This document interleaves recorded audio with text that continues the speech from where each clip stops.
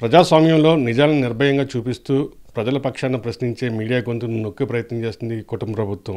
ఇవాళ నుంచి ప్రారంభమైన అసెంబ్లీ సమావేశాల కవరేజ్కి వెళ్ళిన సాక్షి టీవీతో పాటుగా మరో 3 న్యూస్ ఛానళ్లను కూడా అడ్డుకునే ప్రయత్నం చేసింది. దీని మీద ప్రజలే కాదు ప్రజాస్వామ్యవాదులు కూడా ఖండించే పరిస్థితులు ఏపీలో కనిపిస్తున్నాయి.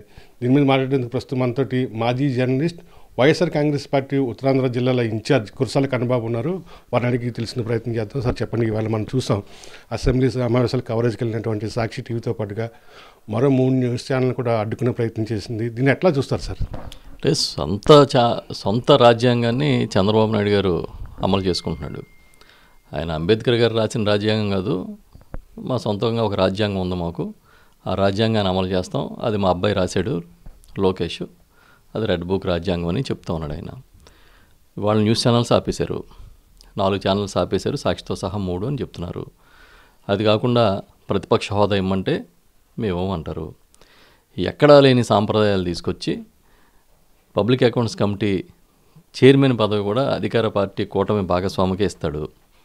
అంటే ఎవరు మాట్లాడకూడదు, ఎవరు నోరెత్తకూడదు, ఎవరు విమర్శించకూడదు, ప్రశ్నించకూడదు. మా ఇష్టారాజ్యం, ఇది మా సామ్రాజ్యం అన్నట్టుగా ఈ కూటమి పాలన కంటిన్యూ చేస్తూ ఉన్నారు. మీరు ఎంతమంది గొంతు నొక్కుతారు? ఎంతకాలం నొక్కిపెట్టి ఉంచగలుగుతారు? మీకు నిజంగా ధైర్యం ఉంటే అసలు ఎందుకు ఛానల్స్ని మీరు క్లోజ్ చేయించాలి? నిజంగా మీకు ధైర్యం ఉంటే వైఎస్ఆర్ పార్టీ అడుగుతున్న దానికి ఓకే, ఇక మీరే ప్రతిపక్షం అని చెప్పి ఎందుకు అక్కడ కూర్చోబెట్టి మాట్లాడే అవకాశం ఎవరు? ఒక్కటి మాత్రం గుర్తుపెట్టుకోండి, ఇప్పుడు ఏదో నెంబర్లు వచ్చినాయి, చాలా తక్కువ నెంబర్ వచ్చిందని మాట్లాడుతున్నారు. ప్రజాస్వామ్యంలో ఈ రాష్ట్రంలో చిన్న పిల్లోడిని అడిగినా ఈ రాష్ట్రంలో ప్రతిపక్ష పార్టీ ఏది అని అంటే అది వైఎస్ఆర్ పార్టీ. ప్రతిపక్ష నాయకుడు ఎవరు అంటే అది వైఎస్ జగన్మోహన్ రెడ్డి గారని ఊహ తెలిసిన ఏ పిల్లడైనా చెప్తాడు. మీరు టెక్నికల్గా ఇవ్వనంత మాత్రాన ప్రతిపక్షంగా కాకుండా పోతామని అనుకోకండి. ఇది చేతగాని అసమర్థ పరిపాలనని ప్రజలు ఇప్పటికే మాట్లాడుకోవడం మొదలుపెట్టారు. 4 ఛానల్స్ని కనీసం నోటీస్ ఇవ్వకుండా ఆపేయడం అని అంటే గొంతు నొక్కేద్దామని. అంటే మీ సొంత ఛానల్స్, సొంత బాకాలు, సొంత పత్రికలు మాత్రమే ఉండాలి, ఇంకెవ్వడూ బతకూడదు. ఈ ఛానల్స్ అన్నింటినీ కూడా ఆ గొంతు నులిమేసి వాళ్ళ ఒపీనియన్స్ కూడా చెప్పలేని పరిస్థితి క్రియేట్ చేద్దామనేది బెదిరించి భయపెట్టి నడిపిద్దామని బహుశా ఈ కూటమి సర్కార్ ఆలోచన అయ్యి ఉండొచ్చు. రైట్ సార్, మీరు గతంలో కూడా జర్నలిస్ట్గా పనిచేసిన అనుభవం ఉంది. ఎన్నో వార్తా కథనాలు ప్రభుత్వానికి వ్యతిరేకంగా రాశారు. అప్పట్లో ఇలాంటి పరిస్థితులు ఉండేవి సరే, ఏ విధమైన వాతావరణం ఉండేది? ఇప్పుడు ఎట్లా వాతావరణం ఉంది మీడియా మీద ప్రభుత్వం? అప్పట్లో కూడా ఈ పరిస్థితులు లేవు. అప్పట్లో చంద్రబాబు గారు ముఖ్యమంత్రిగా ఉన్నప్పుడు కూడా లేవు. మరి ఇప్పుడు కొత్తగా ఈయన ఎవరి దగ్గర నుంచి నేర్చుకుంటున్నాడో పాఠాలు, లేకపోతే ఎవరి దగ్గర నుంచి ఈ వాళ్ళ అందరూ ఏం చెప్తున్నారంటే ఈ రాజ్యాంగం అంతా చంద్రబాబు నాయుడు గారు కుమారుడు లోకేష్ గారు రచించిన రాజ్యాంగం అన్నట్టుగా చెప్తున్నారు బయట. అదే కరెక్ట్ అయితే మీరు కొత్త ఆనవాయితీలు తీసుకొస్తే ఈ ఆనవాయితీలు ఇంకా అది సంస్కృతి అవుతుంది, రకరకాలుగా పోతాయి.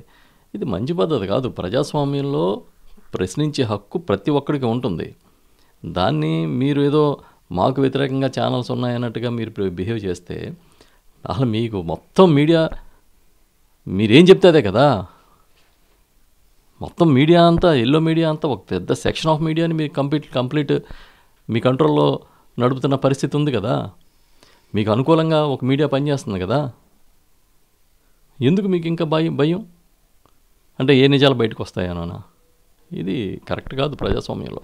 రైట్, ఇది మనం చూస్తున్నాం. కూటమి ప్రభుత్వం తీసుకున్నటువంటి నిర్ణయాన్ని కన్నబాబు ఖండిస్తున్నారు. ముఖ్యంగా ప్రజాస్వామ్యంలో ఈ విధంగా వ్యవహరించడం సరికాదు, ప్రశ్నించే మీడియా గొంతుకు ప్రయత్నాన్ని ఇప్పటికైనా ఆపాలని చెప్తున్నారు. ప్రధానంగా చంద్రబాబు తన కుమారుడు లోకేష్ రాసినటువంటి రెడ్ బుక్ రాజ్యాంగాన్ని ఏపీలో అమలు చేస్తున్నారు. ఇప్పుడు అది మీడియా వంతయింది. ఖచ్చితంగా ప్రజలంతా కూడా దీన్ని ఖండిస్తారని చెప్పి కూడా చెప్తున్న పరిస్థితి కనిపిస్తుంది. వీడియో జర్నలిస్ట్ వెంకటరామ్తో కలిసి కరస్పాండెంట్ రాజు, సాక్షి టీవీ, కాకినాడ నుండి.